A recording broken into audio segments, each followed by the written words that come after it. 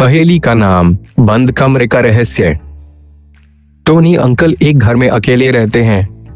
क्योंकि Tony uncle काफी बूढ़े हो गए हैं, इसलिए वो कहीं ज्यादा चल के नहीं जा सकते हैं।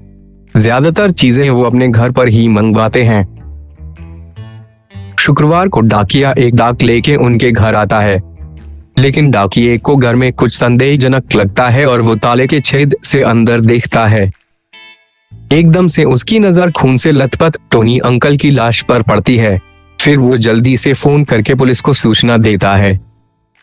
पुलिस घटनास्थल पर आती है, जहां उनको ये चीजें मिलती हैं: 2 दूध की बोतल, मंगलवार का अखबार, एक मैगजीन, कुछ विज्ञापन, कुछ बंद चिट्ठियां। पुलिस ने कुछ देर तक सोचा और पहचान गई कि टोनी अंकल का कत्ल किसने किया है। क्या आप बता सकते हैं खूनी कौन है?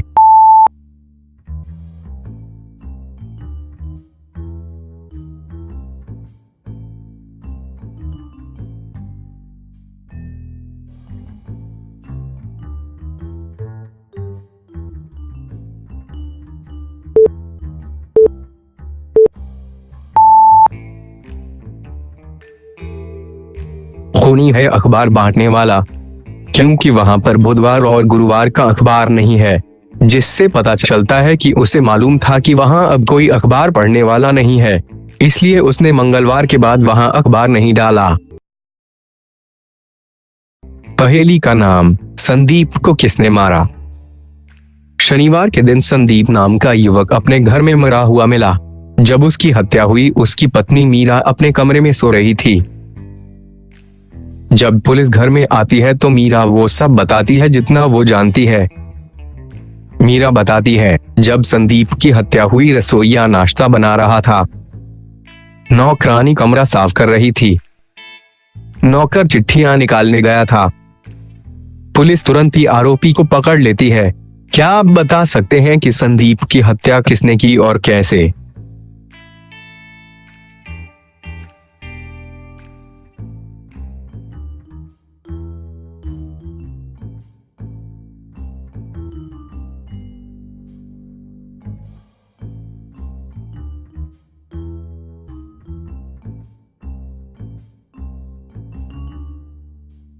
संदीप का हत्यारा है उसकी पत्नी मीरा, क्योंकि जब वो सो रही थी तो उसको कैसे मालूम हुआ कौन क्या क्या कर रहा है?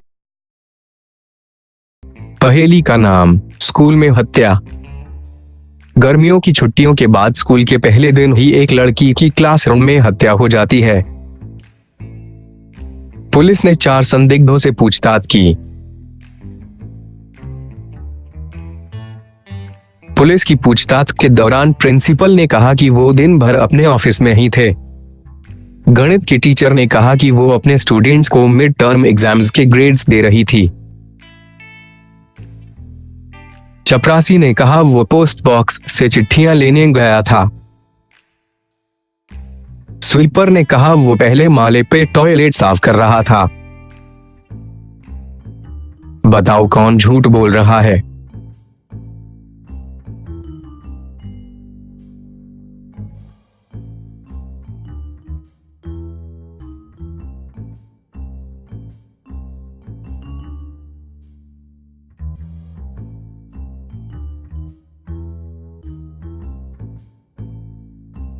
गणित की टीचर झूठ बोल रही है, क्योंकि स्कूल खुलने के पहले दिन ही वो मिड टर्म ग्रेड्स कैसे दे सकती है?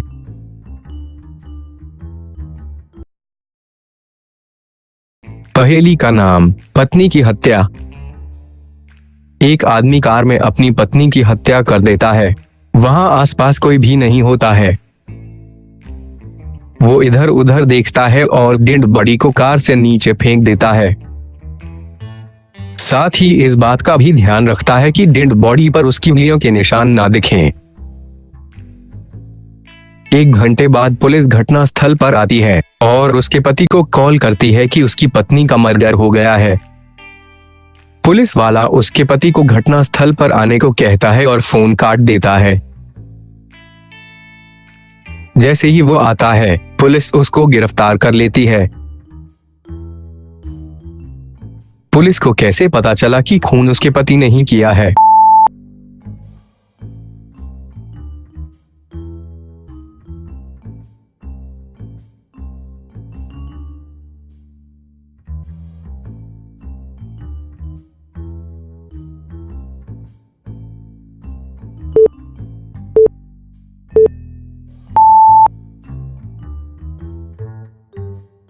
क्योंकि उसने पुलिस वाले से ये नहीं पूछा था कि कहां पर आना है, इसलिए पुलिस वाले को समझ आ गया कि खून उसी ने किया है।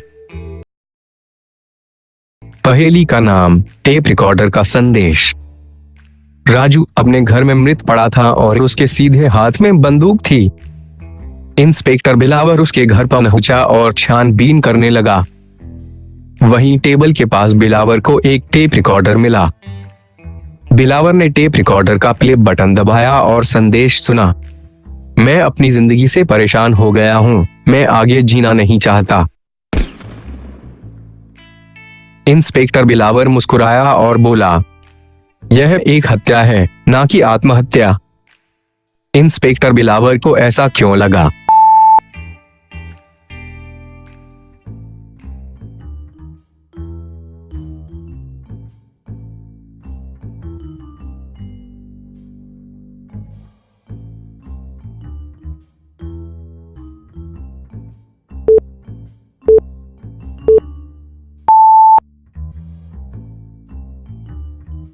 अगर राजू ने आत्महत्या की होती तो वो खुद टेप रिकॉर्डर को रिवाइंड कैसे कर सकता था? इसका मतलब वहां कोई और था जिसने हत्या की और फिर टेप रिकॉर्डर को रिवाइंड करके रख दिया।